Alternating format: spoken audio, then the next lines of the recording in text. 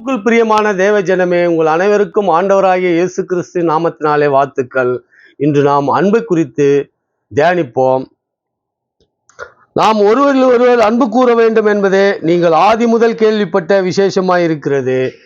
1 யோவான் 3 அதிகாரம் 11 வசனத்திலே ஆண்டவர் இத்தகைய வசனத்தை நமக்கு சொல்லியிருக்கிறார். என்ன சொல்றாருன்னா, நாம் ஒருவரில் ஒருவர் அன்பு கூற வேண்டும் என்பதே நீங்கள் ஆதி முதல் கேள்விப்பட்ட விசேஷமாக இருக்கிறது அப்படின்றார்.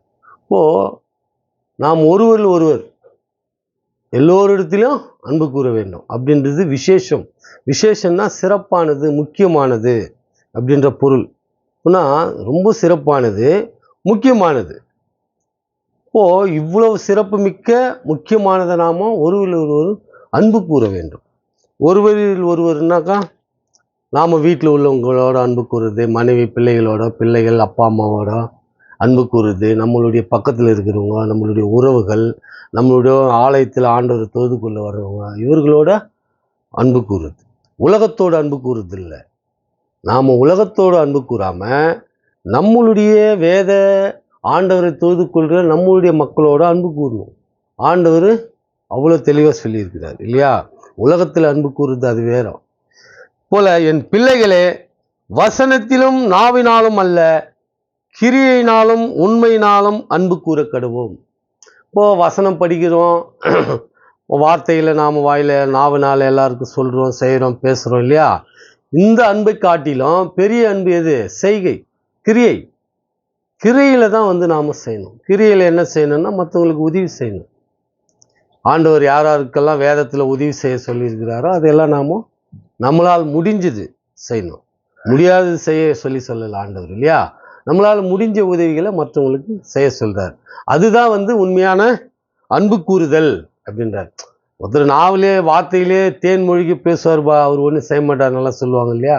அதனால பேச்சு வெறும் பேச்சாவே போயிடும்.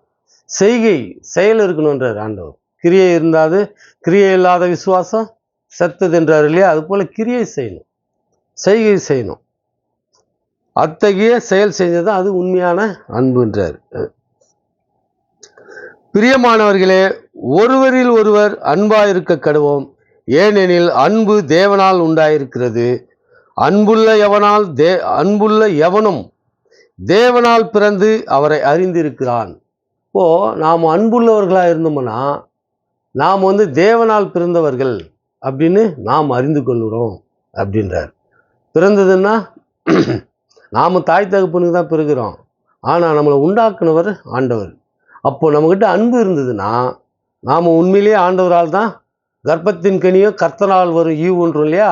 அதான் நாம் அன்புள்ளவர்களாக இருந்தால், தேவன் அன்பாக இருக்கிறாரு, நாம் அன்புள்ளவர்களாக இருந்தால் எவனோ தேவனால் பிறந்திருக்கிறான் அப்படின்றார். அப்போ நாம் உண்டானது ஆண்டவரால் தாயின் கருவில நாம் உருவாயிருக்குன்னு நாம் அறிஞ்சு கொள்ளணும் இல்லையா?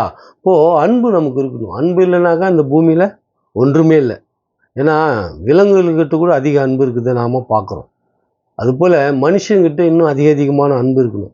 இத்தகைய அன்பு இருந்தோம்னா தான் இந்த பூமியில் நாம் எந்த தீங்கு செயலும் செய்ய மாட்டோம். இன்றைக்கி அநேக தீங்கு செயல்கள் கேட்பதுக்கு ரொம்ப கஷ்டமான செயல்கள், செய்திகளெல்லாம் இன்றைக்கி நாம் வாசிக்கிறோம் இல்லையா? பத்திரிகைகளில், சோசியல் மீடியாவெல்லாம் பார்க்குறோம். எவ்வளோ கொடுமையான செய்திகள்லாம் வருது. இப்போ பிள்ளைகள் மேலே அன்பு வைக்கிறோம். அதே மாதிரி தான் மற்ற பிள்ளைகளையும் நாம் பார்ப்போம் இல்லையா? நம்ம பிள்ளை மேலேயே அன்பு இல்லாதப்போ நம்ம அடுத்தவங்க பிள்ளை மேலே அன்பு வைப்போமா? அப்போ என்ன செய்வோம்? தவறு செய்வோம். இது தவறு செஞ்சுருக்கிறாங்க. போன வீடியோவில் அதை பற்றி பேசியிருக்கிறேன் நான். இந்த பெண் குழந்தைகளை ஆசிரியர்களே கெடுத்து நாசம் பண்ணியிருக்கிறத நாம் பேசியிருக்கிறோம். அதுக்கெல்லாம் காரணம் என்னென்னா, வீட்டில் அன்பு இல்லாதது. தான் பிள்ளைங்க மேலே அன்பு இருக்கணும், மனைவி மேலே அன்பு இருக்கணும், தாய் தகப்பு மேலே அன்பு வைக்கணும். தாய் தகப்பு மேலே இப்போ அன்பு நிறைய பேர் குறைஞ்சி போச்சு. அவர்கள் வயதாகிட்டோன்னே என்ன பண்ணுறாங்கன்னா, அவர்களுக்கு ஏதாவது நோய் கஷ்டம் வந்தால் சலிச்சிக்கிறாங்க உதவி செய்யறதுக்கு, அவர்களை பராமரிக்கிறதுக்கு. ஆனால் அதே நாம் குழந்தையாக இருக்கும்போது நமக்கு நோய் வந்தால் தாய் தகப்பு பட்ட பாடுகளை இன்றைக்கி நம்ம பார்க்குறோம். தூக்கின்னு ஓடுவாங்க. எப்படி போவாங்க, துணி கட்டினாங்களா கட்டலையான்னு கூட நமக்கு தெரியாது. அந்த அளவுக்கு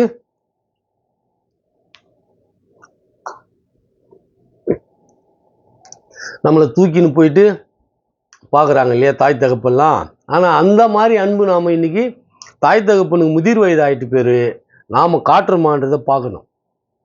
ஒரு சலிப்புத்தன்மை, ஒரு விரக்தி, இதெல்லாம் காரணம் என்னன்னா, இவர்கள் உலகத்தின் மேலே அன்பு வச்சு அந்த உலக விஷயங்களை ஜாஸ்தி பார்க்கறதுனாலையும் செய்யறதுனாலையும் அதுக்கு நேரம் இல்லை, அதை பார்க்க முடியலன்ற விரக்தியில் தான் தாய் தகப்பு மேலே அவ்வளோ ஒரு விரக்தியும் வெறுப்பும் காட்டுறாங்க.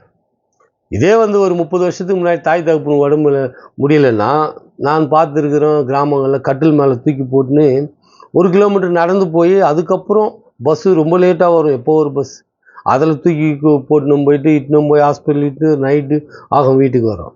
இது மாதிரி பார்த்தா அத்தனைக்கும் ஒன்றும் கல்வி கற்காதவர்கள், ஒரு விவரமும் தெரியாதவர்கள், அவர்களுக்கு அவ்வளோ அன்பு, அவ்வளோ ஆசை, அந்த ஆர்வம். ஆனால் இன்றைக்கி எல்லாம் படிச்சிருக்கிறாங்க, எல்லாம் தெரியுது, எல்லாமே பக்கத்துலேயே இருக்குது. ஆனாலும் கூட்டின்னு போய் பார்த்து கவனிக்க, தாய் தகப்பனை கவனிக்கிறதுல ரொம்ப கஷ்டப்படுறாங்க. இன்றைக்கி நிறைய பேர் நம்ம பார்க்குறோம். எல்லாரையும் நம்ம குற்றம் சொல்ல வரல, பார்க்குறாங்க, ஆனாலும் குறைவு. அந்த தாய் தகப்பன் நம்ம மேலே வைத்த அன்பு இன்றைக்கி நாம் தாய் தகப்பு மேலே வைக்கிறோமான்றது பார்க்கும்போது ரொம்ப கம்மி.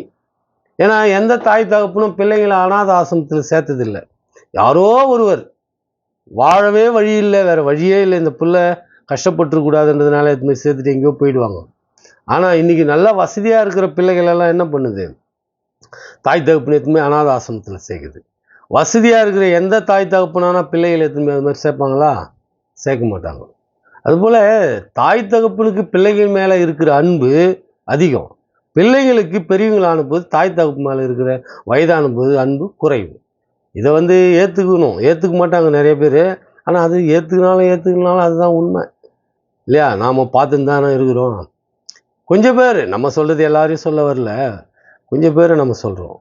அதுபோல் அன்பு குறையக்கூடாது. அதுதான் ஆண்டவர் சொல்கிறார். அன்பு தேவனால் உண்டாயிருக்குது.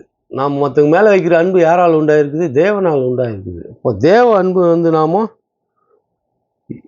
அன்பு இருந்தாக்கா எவனும் தேவனால் பிறந்திருக்கிறான். தேவ அன்பு நம்மக்கிட்ட இருந்தால் நாம் யாருக்கிட்ட பிறந்திருக்கிறோம்? தேவனால் உண்டாக்கப்பட்டு தாயின் கர்ப்பத்தில் கர்ப்பம் தரித்து பிறந்திருக்கிறோம் இல்லையா? அன்பில்லாதவன் தேவனை அறியான். தேவன் அன்பாகவே இருக்கிறார். ஆண்டவர், நம்மளுடைய ஆண்டவராகிய இயேசு கிறிஸ்து எப்படி இருக்கிறாரு? அன்பாகவே இருக்கிறார். அன்பு இல்லாதவன் யாரும் அறியல, ஆண்டவர் அறியல. ஆண்டவர் அறிஞ்சவன் எப்படி இருப்பான்? அன்பாகவே இருப்பான்றார். போல நாம் கிறிஸ்துவ பிள்ளைகள் ஆண்டவர் அறிஞ்சவர்கள். எப்படி ஆகிலும் நாம் வசனங்களை கேட்டுன்னு தான் இருக்கிறோம். வீட்டில் படிக்கிறோம், ஆலயத்தில் போனால் நிறைய வசனங்கள் சொல்லித்தராங்க, எல்லா இடத்துலையும் படிக்கிறோம். அப்போ நமக்கு அன்பு இயல்பாகவே இருக்கணும். சுபாவ அன்பு இருக்குது. அந்த அன்பு கூட சில பேருக்கு சுபாவ அன்பே இல்லாத மனிதர்கள் எல்லாம் நாம் பார்க்குறோம். அவர்களெல்லாம் ஆண்டவர்களை அறியாதவர்கள்னு வேதம் சொல்லுது. ஆண்டவர் சொல்கிறாரு, அன்பு இல்லாதவன் தேவனை அறியான். தேவனை, ஆண்டவர் யாருன்னே அவனுக்கு தெரியாது. அதனால அன்பு அவனுக்கிட்ட இருக்காது. ஆனால் ஆண்டவர் அறிஞ்ச பிள்ளைங்க நாம அன்பாக இருக்கணும். வயதான காலத்தில் தாய் தகப்புனை நன்கு பார்த்துக்கணும். இருக்கிற வேலை வெட்டி எல்லாத்தையும் விட்டுட்டு பார்க்கணும். அதெல்லாம் விட்டுட்டு நமக்கு உடம்பு சரியில்லை, நம்ம எங்கேயாவது அப்பா அம்மா நம்மளை விட்டு போவாங்களா? போக மாட்டாங்க, நம்மளோடவே தான் இருப்பாங்க. அதுபோல் நாம் அப்பா அம்மாவை கவனிக்கணும் இல்லையா? வயதான காலத்தில் தாய் தகப்பனை கனம் பண்ணணும், கவனிக்கணும், பாதுகாக்கணும். அன்பினால் தேவன் நம்மேல் வைத்த அன்பு வெளிப்பட்டது. நம்முடைய ஒரே பேரான குமாரனை நாம் பிழைக்கும்படிக்கு தேவன் அவரை உலகத்தினால் அனுப்பினதினாலே தேவன் நம்மேல் வைத்த அன்பு வெளிப்பட்டது.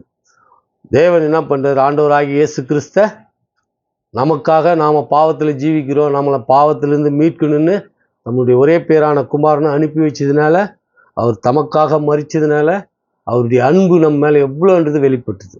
ஏன்னா ஒரு மனுஷனுக்காக ஒரு மனுஷன் மரிக்கிறது இங்கே பூமியில் இல்லை இல்லையா?